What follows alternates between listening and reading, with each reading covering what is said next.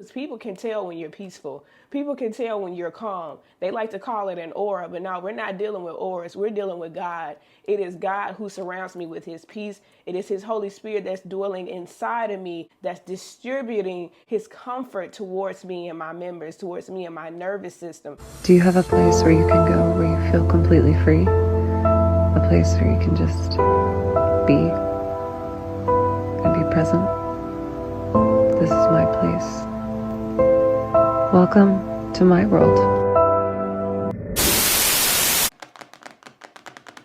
Hi guys, and welcome back to my channel. We are back with another Grace and Gratitude devotional journal entry. And as you know, we are on day 7. Yes, we are on the last day. I know it's so sad, but so good at the same time, because we know that God is a keeper of his word and he has brought me through this thing. I was so nervous about it, especially with the algorithm changing and all the things. And I'm thinking, as a small YouTube channel, does it really profit? Does it really benefit me to do these videos every day? But it's not about it benefiting me. Hello. It's about me doing his will, first of all. And because I'm doing his will, it's going to benefit others. And I pray that that resonates with you. If God has told you to do something, don't worry about the circumstances, the environment, the atmosphere around you. Just do what the Lord told you to do, because it's not about you.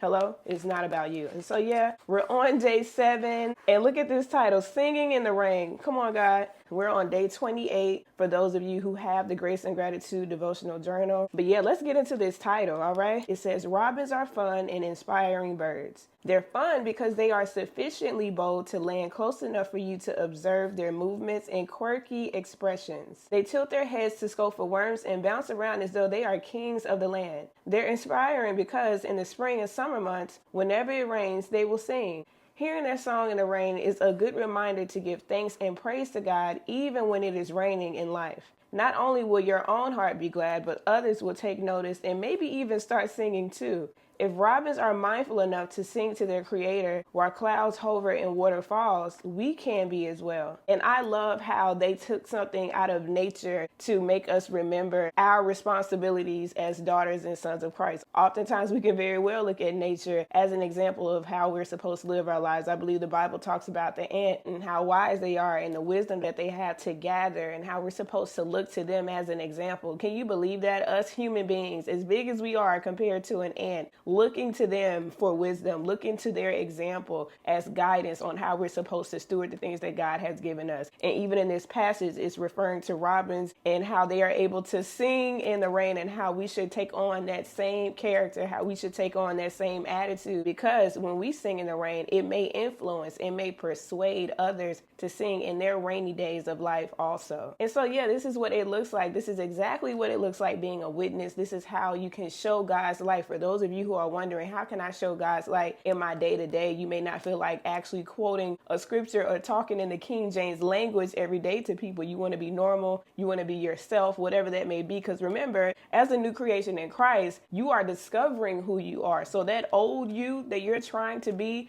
is not going to be good enough for what God wants to do through you. So keep that in mind. But as you're figuring that out, as you're navigating that new identity in Christ, understand you don't have to quote King James verses to show God's light. You don't have to quote King James to be a witness to someone. This is how you be a witness when they're seeing your day-to-day life. They're seeing moments where you should be frustrated. And maybe you do give into that frustration, but then you know to give that frustration to God. Them seeing you turn that thing around, doing a 180, praying, and maybe not praying in their face, right? But knowing and seeing that your countenance has changed, seeing that your demeanor has changed, and there's this peace that's around you, because people can tell when you're peaceful. People can tell when you're calm. They like to call it an aura, but no, we're not dealing with auras. We're dealing with God. It is God who surrounds me with his peace. It is his Holy Spirit that's dwelling inside of me, that's distributing his comfort towards me and my members, towards me and my nervous system, towards me and my mind and in my heart. And so this is how we showcase the glory of God. This is how we are witnesses in the earth. And so let's get into the focal verses here. All right, first scripture is coming from Psalm 104, verse 12. It says, the birds of the sky live beside the springs. They sing among the foliage. And this basically couples with this passage about the birds singing and how we're supposed to sing no matter the storm, no matter the day, no matter the night hour. We are to sing unto the Lord. And so the next verse is coming from Psalm 59, verse 16, CSB.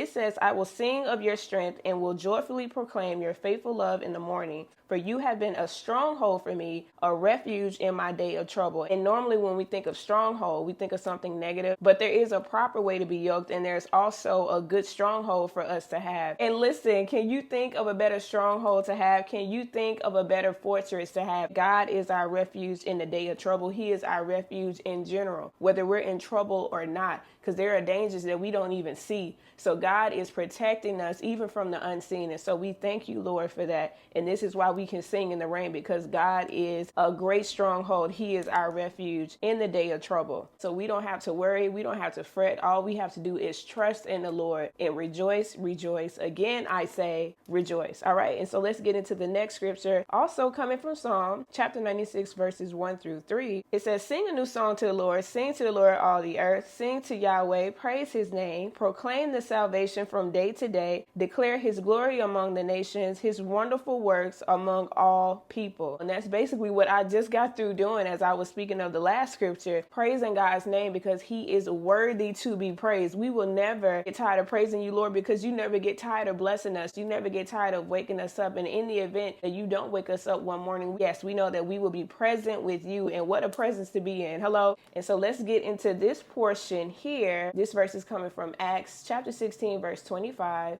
About midnight, Paul and Silas were praying and singing hymns to God, and the prisoners were listening to them. My God, today, y'all don't understand how God had me on a mini Bible study about this very scripture, and the fact that it's in this gratitude journal entry for today is a wow. I had no idea. I did not look at this journal entry before I recorded it, and wow. God is so good. Thank you, Lord. So yeah, about midnight, Paul and Silas were praying and singing hymns to God, and the prisoners were listening to them. Again, this is what I was saying as it relates to maybe your job, or if you're in school, however that may look with you, if you're around family who are unsaved, when they see you in a terrible experience, when they see you going through things and they see that your heart is still postured towards the Lord, that is how you can witness. It's not about you carrying a Bible, a literal Bible underneath your armpit. The Lord says he looks at our hearts.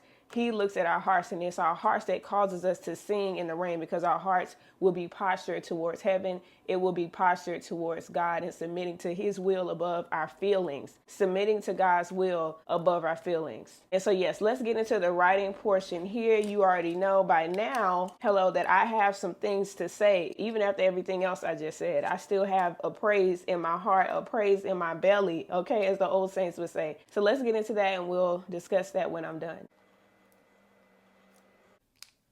All right, so I said, thank you, Lord, for your mighty strength that has not only secured my salvation, but has also stabilized my mind. When darkness tried to enter not only my life, but my heart as well, it was only by your mighty hand that kept me. You heard my cry and you answered. Thanks, Dad. And I just really want to expound more on how God had heard my cry and he answered me, because there are often times where your parents, your natural parents, they may hear you cry as a newborn or as a toddler, and some may say, oh, just let the baby cry. They don't need anything. You don't have to answer every cry. But no, God is not like that. God has answered every cry, every one of my heart's cry. You have a God that you can cry out to, and he will answer. Do not compare God to your parents. Do not compare God to your grandparents. Do not compare God to your divorced spouse. Do not compare God to the spouse that you have now that you may not be happy with. No, God is a good God. He's a good father. He's a good husband, and he will answer your cry. And so, yes, Lord, we thank you. We thank you for all that you have done, Heavenly Father. We thank you for all that you will do. And we thank you for everything that you're even doing right now. We thank you for hearts changing right now. We thank you for new viewpoints, God, new outlooks on who you are and your character right now. We pray even for a 180, God, for those who may be going through hardships, for those who may be going through a tough week right now. Now we're bringing our week to a close. We pray for hearts to shift. So, God, we pray for there to be a song in the rain, God, a song unto you in Jesus' name, Lord. And so now we're going to continue this prayer. So, Father, we thank you also for the bird song to brighten our day. We will sing praise to you now, even in the rain, in all of our troubles. Hallelujah. In Jesus' name, amen. And so, yes, that's the end of our our gratitude week, like I said, but also there is a correlating post on my blog for day 7. So be sure to check that out as well. You already know what to do. Like this video, give it a thumbs up if you like this video. Also share it with someone that you believe will like the video as well. Comment down below your thoughts. I would love to hear from you, as you already know. And subscribe to the channel. Come on, guys. Go ahead and join the family if you're not already subscribed. And like always, I will see you in the next video. Peace.